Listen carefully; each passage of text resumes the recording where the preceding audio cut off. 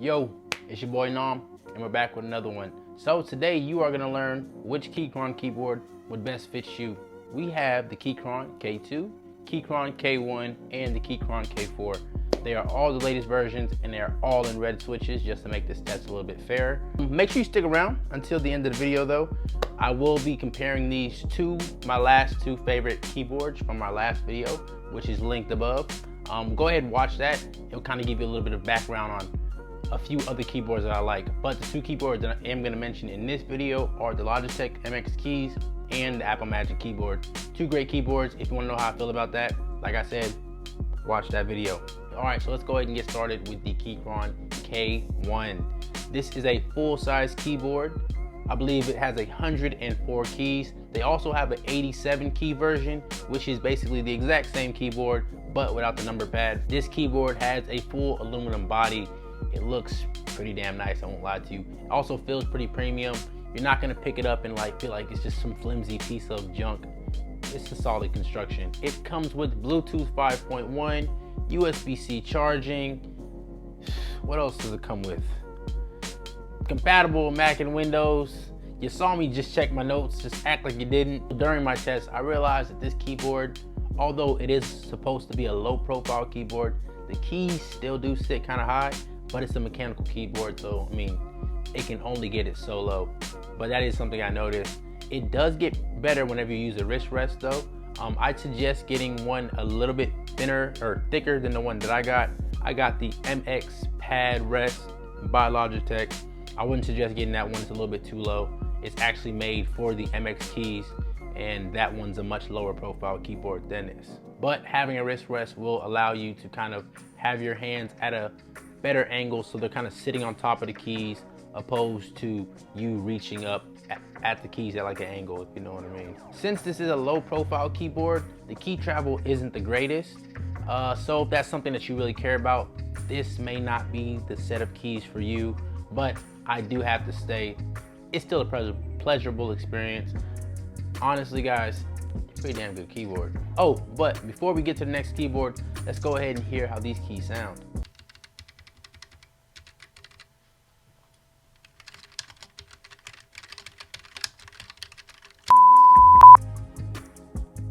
I forgot to turn my mics back on, so sorry about that.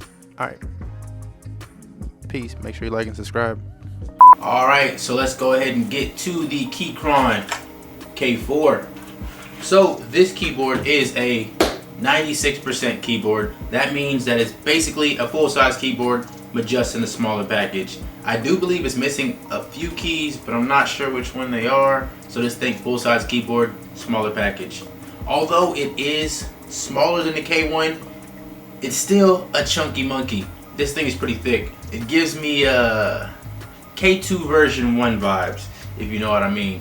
But it comes sporting all the same specs as the K1. Aluminum body, Bluetooth 5.1, charges via USB-C, and it is supported by Mac and PC.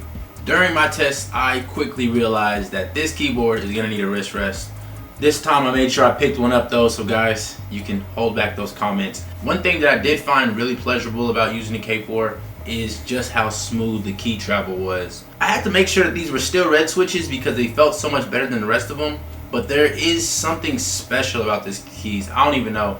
It could be some sort of placebo effect, but they just feel a lot smoother. Like they have just a hair more resistance than the K2s or even the K1s. For my mechanical keyboard purists out there, just know that you will be rewarded with tons of clicking and clacking from this keyboard. It's not obnoxiously loud, so you don't really have to worry about where you use it. Overall, the K4 is just a nice keyboard to use. Please make sure you do pick up a wrist rest though, because if not, it's not going to be that pleasurable. I'm going to just be completely honest with you. Even whenever you use the kickstands, it still sits pretty high. Just make sure you pick up a wrist rest and you will love this keyboard. Now let's go ahead and hear how these keys sound.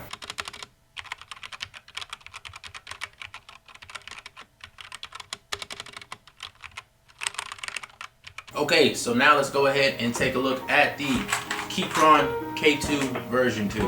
So I've already reviewed the original version of this keyboard, so if you want to check that out, it'll be linked up here. But off rip, they're pretty much the same. They look exactly the same, they type the same, but they did make a few improvements. what they did was give this keyboard a slight diet, so they gave it a nice little taper down, so it's not as thick as it was before, but it still needs to shed a few more pounds in my opinion. They also added a new height adjustment, so it has two kickstands. It has a taller one and it has a smaller one, so if you want to adjust where your wrist placement is, they give you a little bit more options for that. This keyboard also comes with Bluetooth 5.0, compatible with Mac and PC, and it charges via USB-C. The only difference between this keyboard and the rest of them is this one is plastic and the other two are aluminum. Besides that, you're getting almost the exact same keyboard that you would have got with the version 1. After my 10-minute test, I was pretty certain that the version 2s are really just the version 1s with high-waisted jeans on. It's still there, but it's just tucked up a little bit neater. Honestly, they don't feel different at all. Even with this slight taper, it doesn't really help that much. I'll be just be completely transparent here. So really, you can take my statements from my last review and just wrap it up and say it about the version 2s and no one will even notice. They're a really nice keyboard. Super thick though. If you add a wrist rest, things get better, but overall, you're not. Honestly, you know what? I think you can save a little bit of money and pick up the version 1s. But let's go ahead and hear how these keys sound.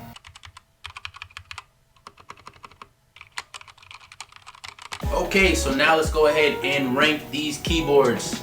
Mind you guys, I am gonna throw in my two favorites from my last video, which were the Logitech MX keys and the Apple Magic Keyboard, just to kind of, make this a little bit more interesting. So at number 5, we got the Keychron K2 version 2. I'm just overall disappointed in this keyboard. I was really hoping that the changes that they made were going to be significant, but they weren't. It's the exact same keyboard that we got last time, just a little bit of a tummy tuck, and yeah, it's cool. It needs a wrist rest though. Coming in at number 4, we have the, I almost made a mistake, Apple Magic Keyboard. This is a great keyboard, but it does not stack up to the rest of these keyboards. Hold on. I love that sound though. Coming in at number 3, we have the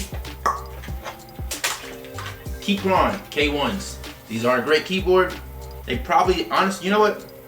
They're up there in looks. I don't want to say they're the best looking, but they look pretty damn good. It does come in an 87 key version, so let's think about this. So this half on would be your keyboard. That's super compact. It also does something that the rest of these keyboards lack, or at least the other two Keychron keyboards. My God, these keys, I don't even know what it's called, but these keys are separate from the rest of the keyboard. And the other keyboards, they're kind of integrated, and it's kind of annoying because I always forget where they are. There's no like denotations on the keys to let you know, hey, this is the up down key, you know what I mean? So that's something that I really do enjoy about this keyboard. And if that's something that you would enjoy, go ahead and pick this keyboard up. You won't be disappointed. Coming in at number 2, we're heating it up a little bit here. We have the Keychron K4. So this is one of my favorite Keychron keyboards that I've tested. It's great. Sounds great. Feels great. Key travel is amazing. The aluminum body makes it look even better. It's a little bit reflective. Also, overall good keyboard. It does need a wrist rest though, but this is one of those keyboards that is so good I don't mind having a wrist rest. The only thing that really kept this keyboard from being the number 1 is just it's not even a K4 issue, it's a Keychron issue. They do not ship their keyboards with any sort of USB dongle. It's like, dog, not everyone has the luxury of having the most stable Bluetooth connections, if you know what I mean. If you use an Apple product, you know sometimes that Bluetooth be a little bit finicky. So the keyboard that I did choose for number 1 came with the dongle, so that's really just what puts it just right over, and it is the Logitech MX keys. This keyboard is amazing. Let's go ahead and get a sound test. Sounds pretty good, but it's great. It looks great. It's super low profile. It's compact. It's not really compact, it's a long keyboard, it's a full-size keyboard, but it looks nice. The real thing that put it over the top is just the fact that it comes with a USB dongle. I also use a Logitech mouse, so I can sync both my mouse and my keyboard up to one dongle, and that really helps a lot because, like I was saying, Apple doesn't do the best with Bluetooth. So coming from that ecosystem and going back to Keychron, I forgot the what was it called? I forgot how good I had it with the Logitech.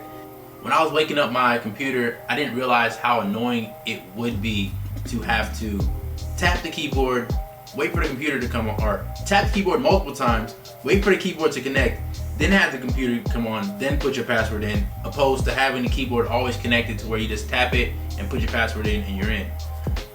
That's a first world problem, but honestly, these are the things that make and break products. So I wouldn't say that any of the Keychron keyboards are bad. Bluetooth doesn't really disconnect while you're using it, but like in the standby periods, that's just enough to kind of like annoy me to the point where it's like, you know what, I'm just gonna stick with what I have because it's a damn good keyboard anyways, and the ecosystem is a nice one. So guys, that's it for this video.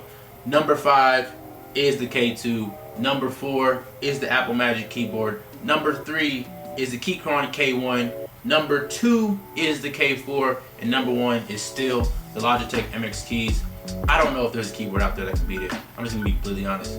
It's a great keyboard. But guys, that's it. Peace. See you next week.